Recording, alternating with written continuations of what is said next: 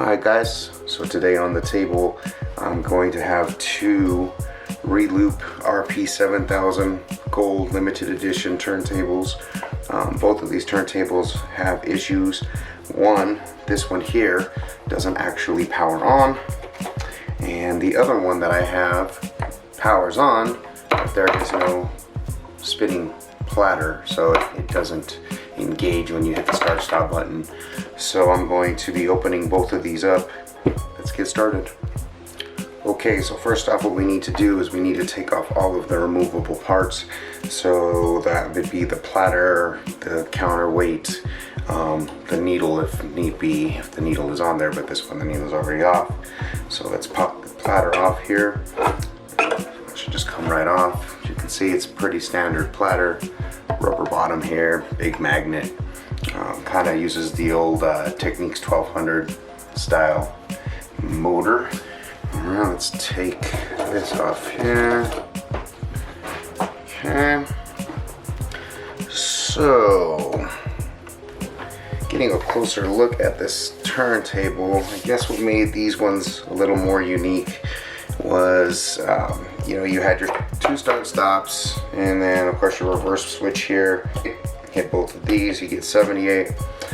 Quartz lock button for your pitch control. You have your +8, +16. Then of course you have your torque, which is cool. So you spin it all the way to the right, and that would be like high torque. All the way to the left, and that would be like a slower torque, which would get the platter to start slower. You also have a brake control right here, so you can get it, if you hit the start stop button, it'll spin slowly, or you can hit it and it would just stop like on a dime. But anyway, your Tonearm lift here, anti-skate here, super OEM design, kind of based off of the hand pin turntable. So that'd be like the Reloops, the Pioneers, the Stanton straight 150s, companies that were using the same internals, and they're all super OEM turntables. So let's get cracking on this one. We took off the platter. Now what we need to do is we need to take the screws off the bottom here, and if this one is anything like the Pioneer, I'm sure all of the screws are going to be the exact same length.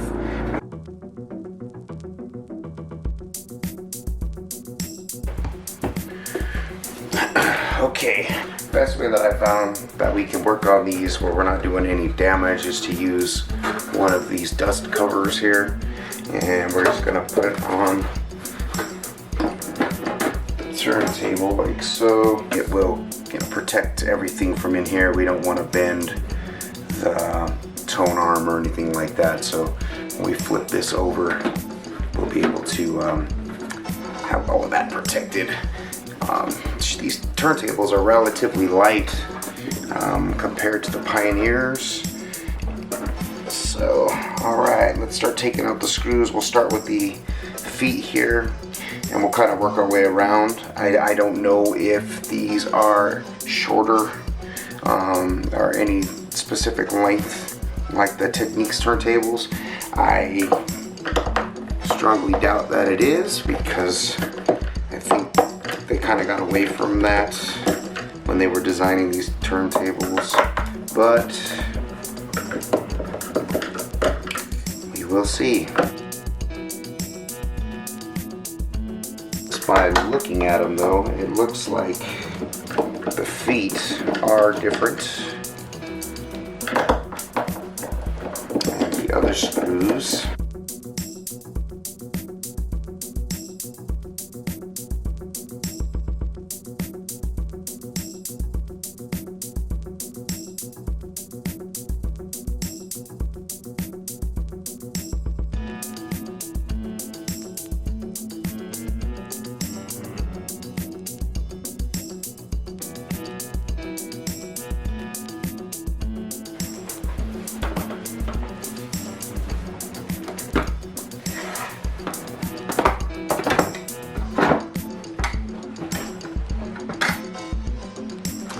So, a little plastic piece comes off. Let's Get those other two screws out. Didn't want to come out. So this is all just plastic. I mean, it's not even reinforced with anything. There's no heavy plastic inside here. So yeah, really light plastic. The Pioneers, it has that big rubber mat on the bottom to help with the dampening. So that's kind of nice to have that. So for the people complaining that the Pioneers have the big rubber dampening in there, hey, the Reloops don't even come with that. So yeah, stop complaining. Anyway, let's take a look at the inside here and see if we can figure out what the heck is going on, if there's anything burnt out on the board.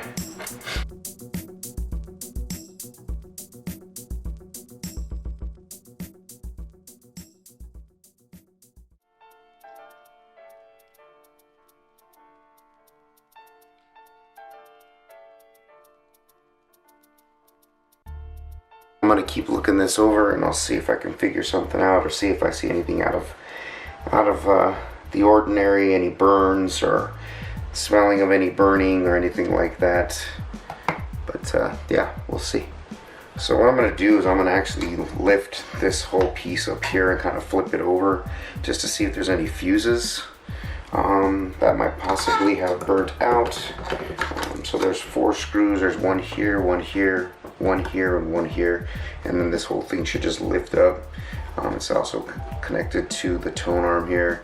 This is the same layout here that you're gonna find in your Pioneers and all the other OEM type turntables. So if you've seen my Pioneer PLX 1000 repair for the tone arm, you're gonna see that it's relatively the same right here.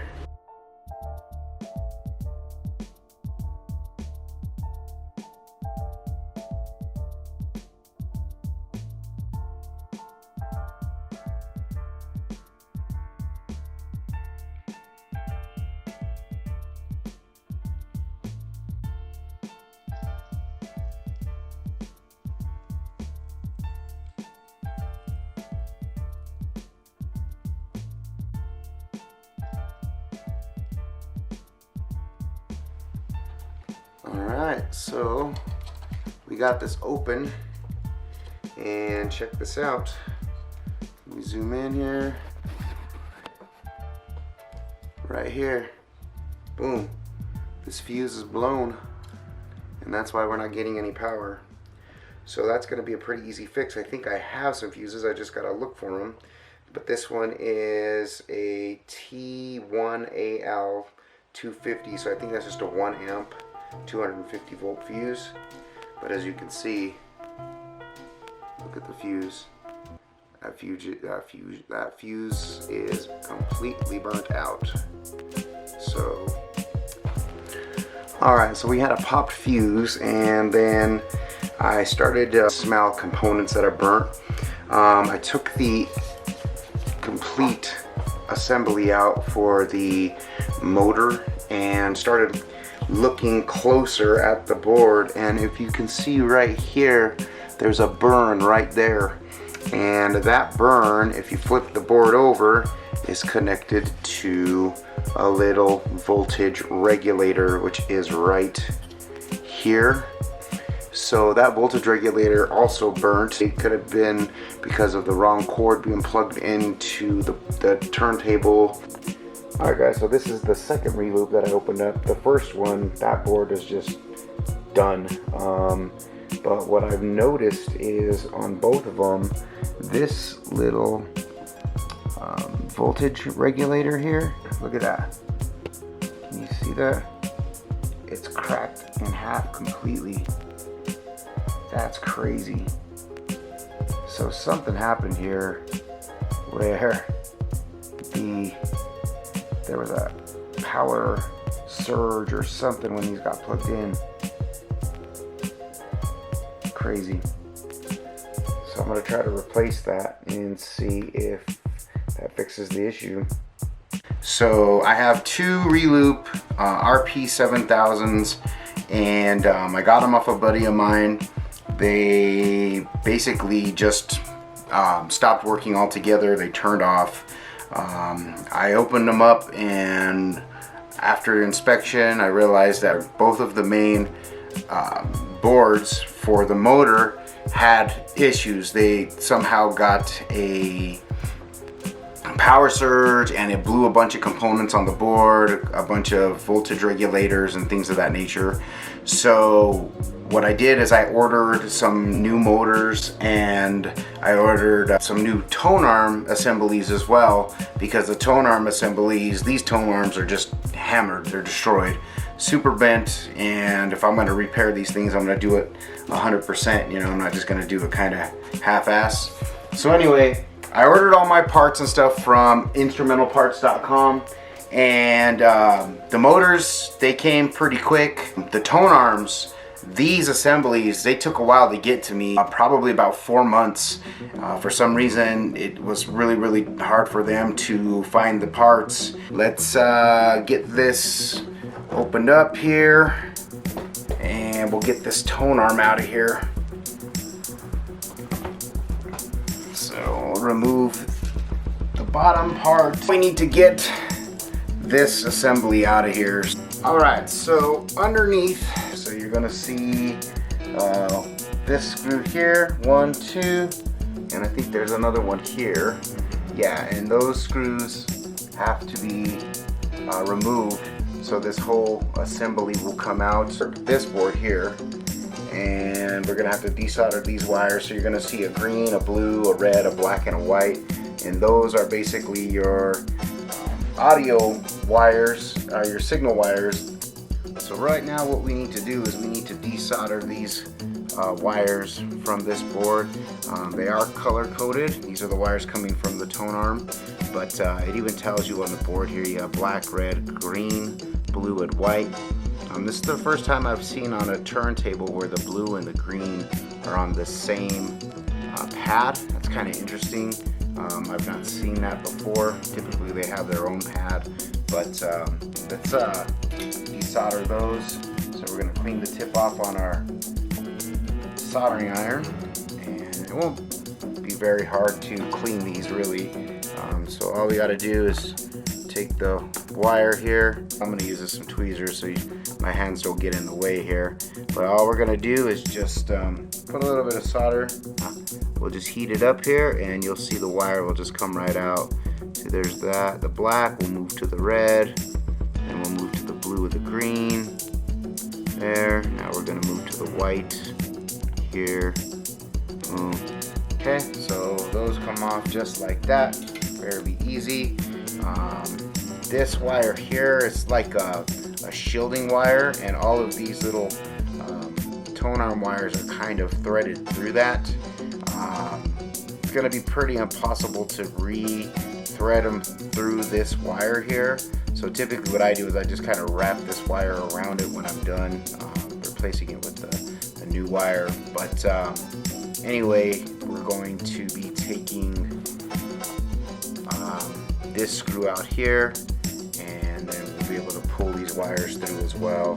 But here we go. See, so I can pull these through. They're just all coming through that wire right there. And I just need to take this screw out here. There we go. So you could probably see that just comes out just like that. Boom. So we're done with that. Okay. So we're going to now remove the Tonearm from the chassis here. What we're going to do is we're going to remove these 3 screws right here, and then this whole Tonearm will come right out. So yeah, let's remove those, and then those will come right on out. So again, 1, 2, and 3. Those 3 screws have to come out. So let's remove those. Once we remove these screws, this whole assembly is just going to come out.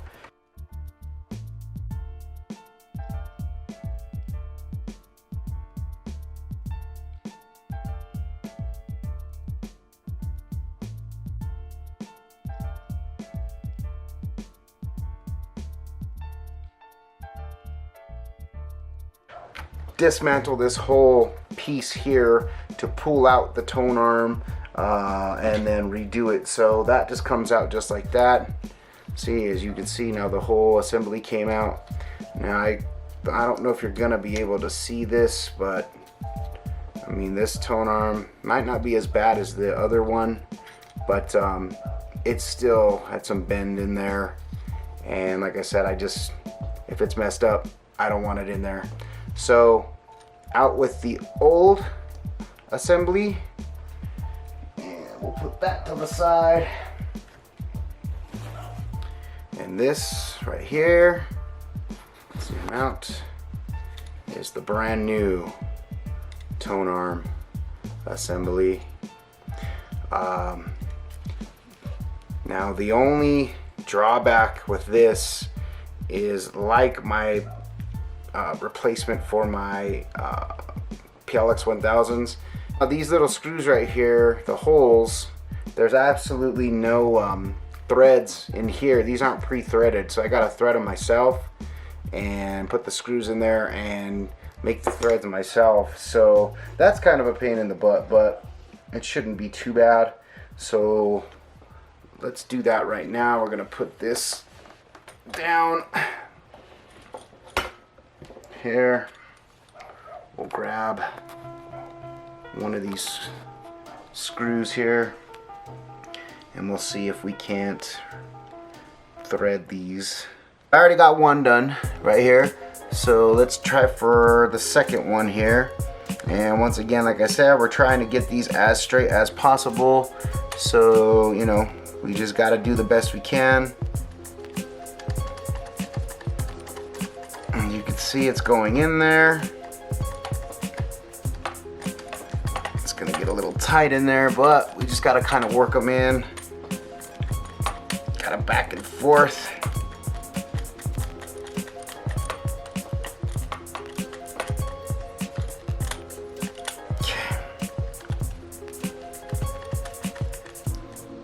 That should be the second one there. Okay.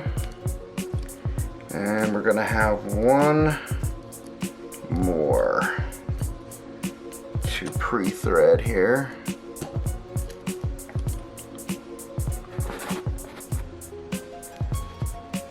Which is this last one here. So we're gonna put this in right there. And once again, try to get this as straight as possible.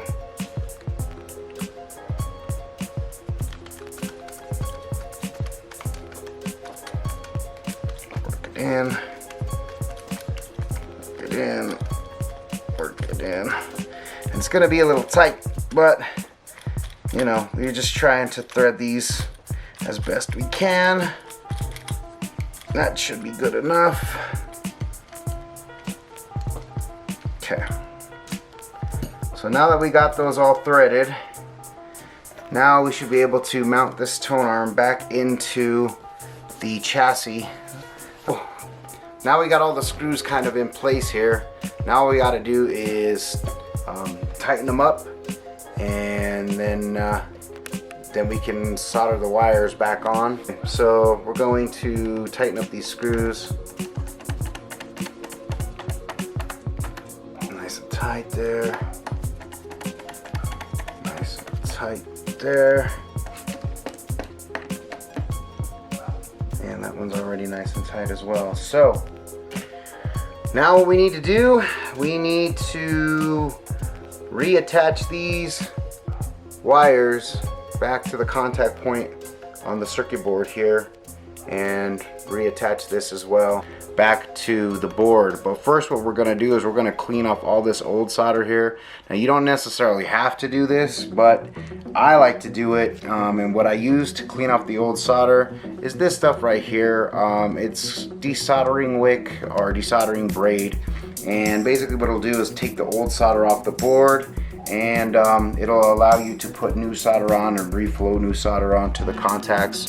And sometimes it's better to do just so that you know you get clean solder on the board. So what we're going to do is we're just going to put this over the contact here, and then you will see as I put the heat here you'll start to see the solder. See how the solder kind of just grabs here and kind of just takes all of that old solder off. And we're going to do that one here as well, just like that. So it takes, you know, a good amount of that old solder off the board. And what it'll allow us to do, like I said, is what it'll allow us to put new solder onto the board. I wasn't supposed to get that one. So anyway, let's put some solder back on this one. The wrong contact there. Alright, so now what we're gonna do is we're just gonna put a little bit of new solder on there, just a tad. You don't have to put a whole lot, but as you can see, I'm just putting a little bit there and flowing a little bit of solder back onto the ground here, just like that. Okay, so what we're gonna do is we're gonna start with the first wire here. The first wire is the black wire that is going to go to this contact right here, and then you will see I'm just gonna put the soldering iron here. See how it liquefies, and then we're just gonna kind of push that wire directly into the solder there, and then it will grab. Boom. So there you go, there's one down. Okay, so that's the black wire. The next one's going to be the red. Alright, so we're going to take this red wire here, and we're just going to put a little heat on this pad. See how it kind of liquefies there? And then what we're going to do is we're just going to push that wire directly in like that, and we'll just make sure that it kind of covers that wire there. And there you go. So there's that. Now, once again, like I said, that green and blue is kind of interesting how they did that. So what I'm going to do is I'm going to take these two wires and I'm going to try to tie them together. And that'll just make it easier for me to get these two to solder onto that one little contact, because if they're separate like that, it's gonna make it just a little bit tougher for me. So now that I have those two are tied together, now what I'm gonna do is I'm going to just lightly touch this. That will liquefy, and then we're just gonna let that kind of sit just like that.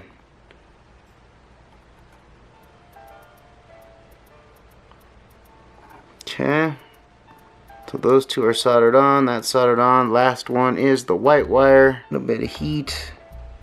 Just kind of push that wire in there.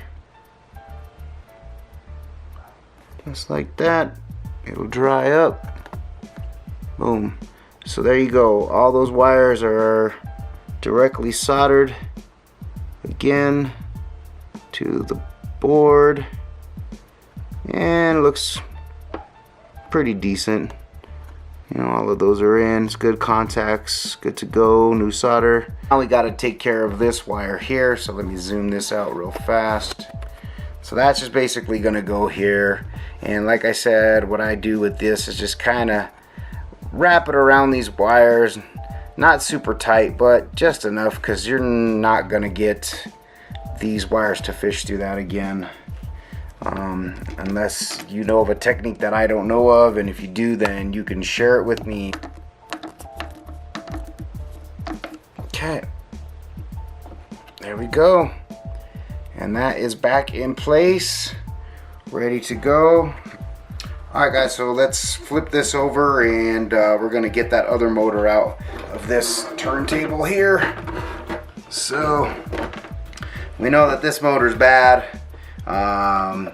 because we've seen that there's a voltage regulator on the board that's fried, and I just decided, you know what, I'm gonna get a whole new board instead of having to trace everything and make sure all the components are good, because I didn't want to get into the little guessing game of, well, I replaced this one, it still doesn't work, now I gotta go to this one and try to, you know, trace it and go on this wild little goose chase and whatnot. So here is my new board, new motor, Alright guys, so firstly what we need to do is we need to remove these 4 screws here. That's kind of holding the motor in place.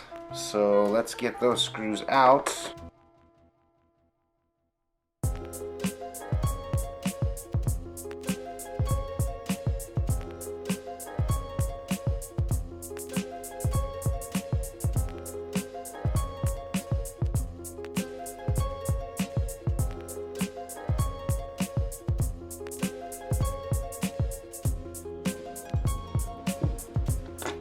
Alright, so now that we got all the screws out here, we're going to flip it over and take all the screws out on the bottom there. So there's one here, 1, 2, 3, 4, one way down here as well. So let's get those out. 1,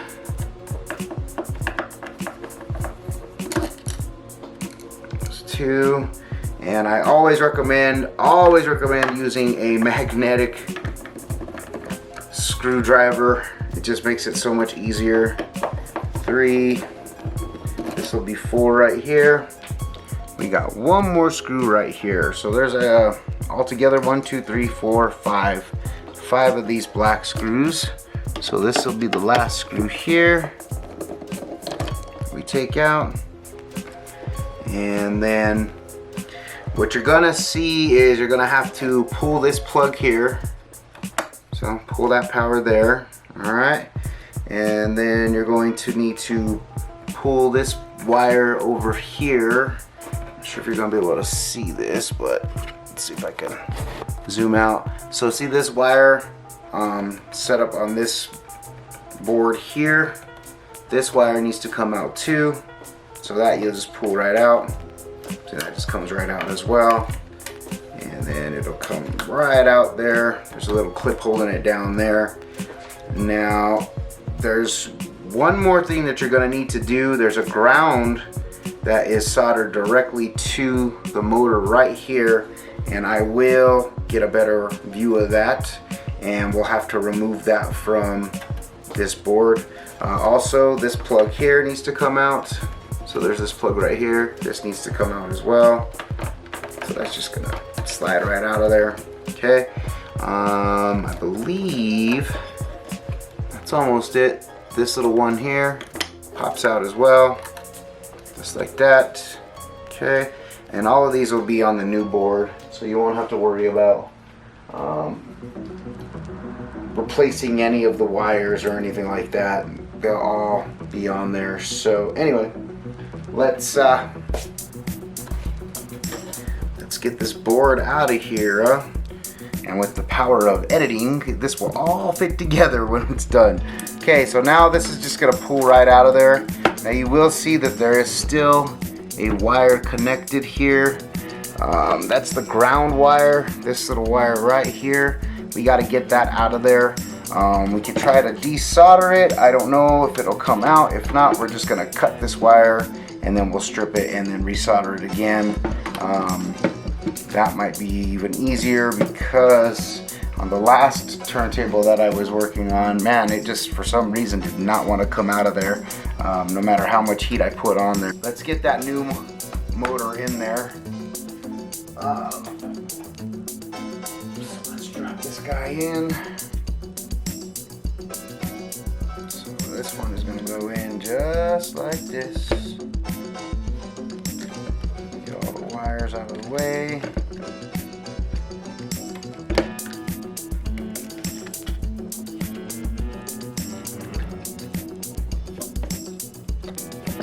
Boom, just like that. Let's get this all hooked up again, huh? Alright, so let's get these screws back in here. So we got one here. Zoom out. So we got one that goes here. Boom. And we're gonna have this one that goes here.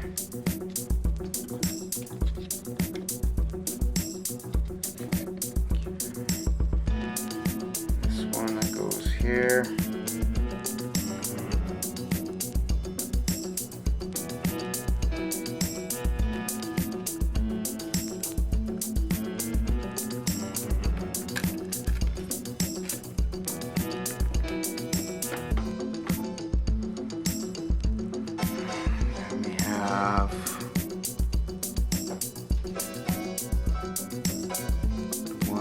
right there. Let's start screwing these back in.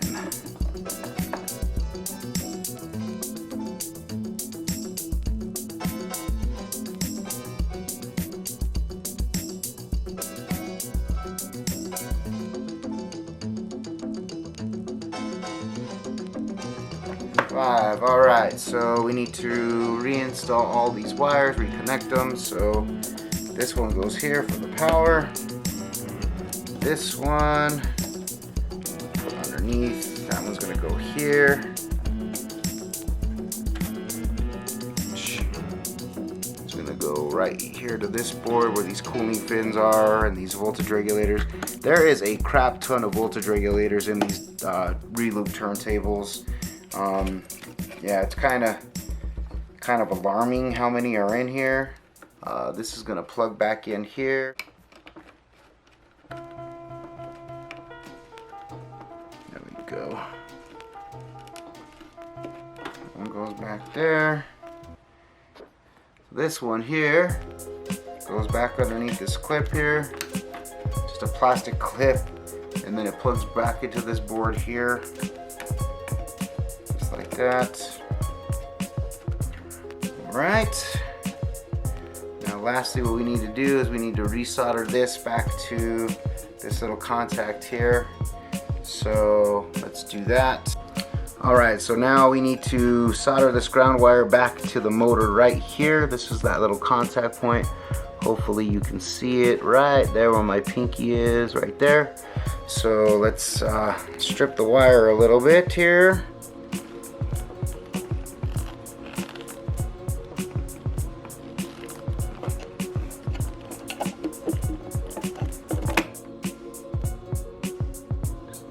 That.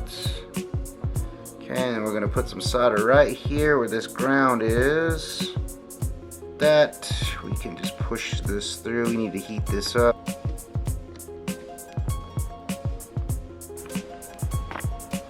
Alright, now we got it all soldered on there. Now we can flip this little guy over. Now that we got this all soldered back together. And let's get these screws back in here.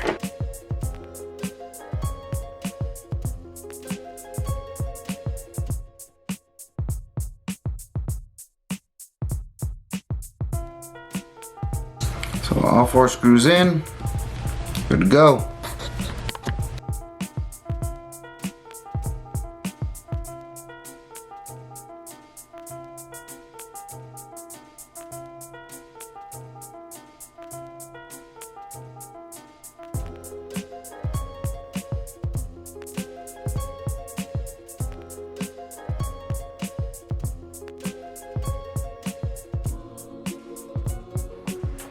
Alright, so we got it all done here. Let's put the platter on there and we'll plug it in.